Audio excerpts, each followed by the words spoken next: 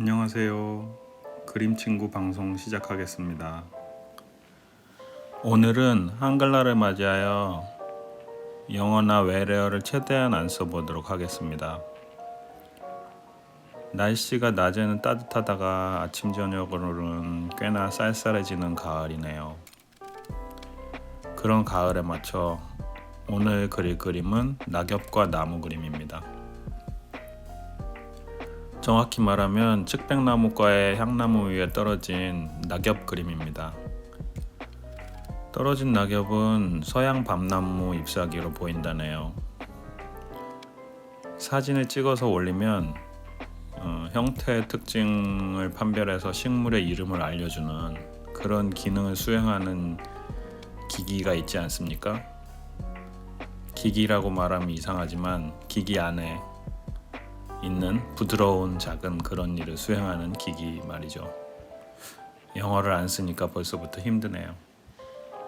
거기서 아래 나무는 측백나무과의 향나무 위에 떨어진 잎사귀는 참나무과라는 그런 정보를 알려주네요.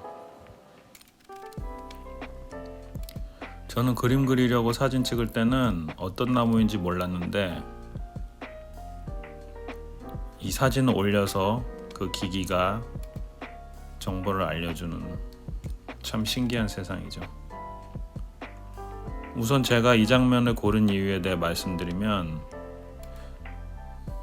어느 깊은 가을 지나가다가 사철나무라고 생각한 이런 초록의 나무를 발견했는데요. 이미 시들어진 갈색의 잎사귀가 나무 위에 떨어져 있는 것이 너무 선명하게 보였어요. 참나무 잎은 이미 시들어서 생명을 다했죠. 한 계절의 끝과 죽음을 알리는 것인데요. 죽음을 맞고 떨어진 나뭇잎을 아래에 아직은 생기가 있는 초록 향나무가 받아서 품고 있다고 생각했어요. 색상의 대비도 상당히 강렬해 보였고요. 아래의 향나무는 특징이라고는 자른 잎사귀로 이루어진 둥글둥글한 모습뿐이라서 평소에는 눈에 띄지 않는 그런 나무죠. 전체적인 모습이 둥글둥글해서 외부에 대해서 수용적인 입장으로 위에서 떨어진 누런 갈색 빛의 나뭇잎을 받아주고 있는 것일까요? 둥글둥글 특징은 없지만 우리 도심 곳곳에서 볼 수 있는 그런 나무죠. 초록을 도시에서 많이 느끼게 해줄 수 있는 그런 방법이랄까요? 여하튼 흔히 볼 수 있는 나무예요. 저는 이 장면이 생과 사의 경계라고 보였어요.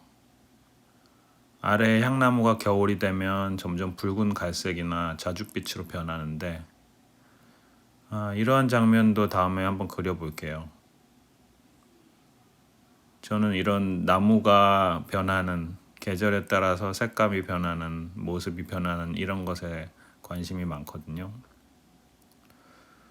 뒤쪽에는 아직 시들지 않은 나무가 다른 낙엽들을 받쳐주고 있죠.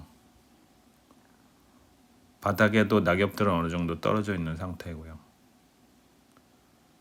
저는 이 그림을 그리면서 또 촬영하면서 상당히 완성을 설레어 하였는데요.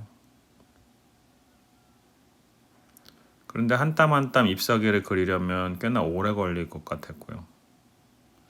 그냥 느낌만 주자는 생각으로 저런 뾰족뾰족한 작은 질감의 잎사귀들을 붓을 살살 흔들면서 계속 그렸어요. 그런데 촬영하면서 시청자들은 좀 재미없겠다는 생각을 했어요. 그림은 결과를 볼 때 가장 좋지 않나 생각이 돼요.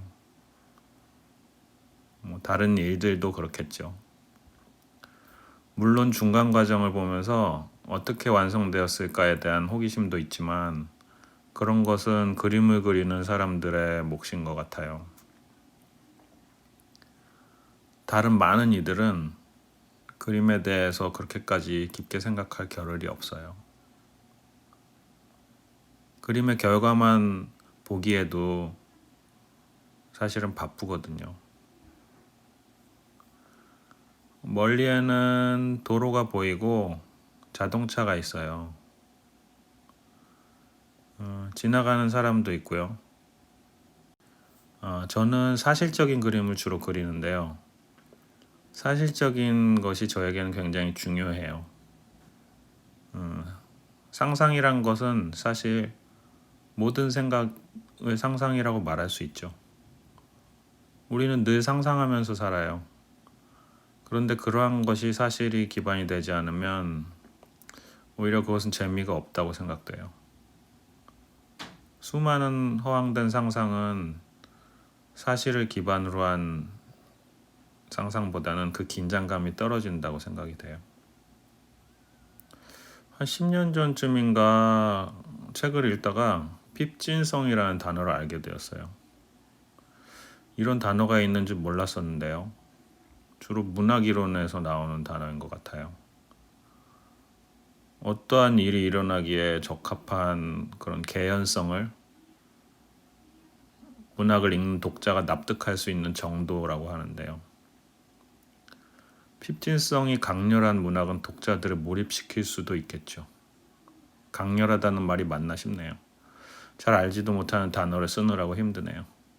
한글날에 특별히 한글을 쓰자고 하는데 우리말이 참 한자로 만들어진 말이 많아요.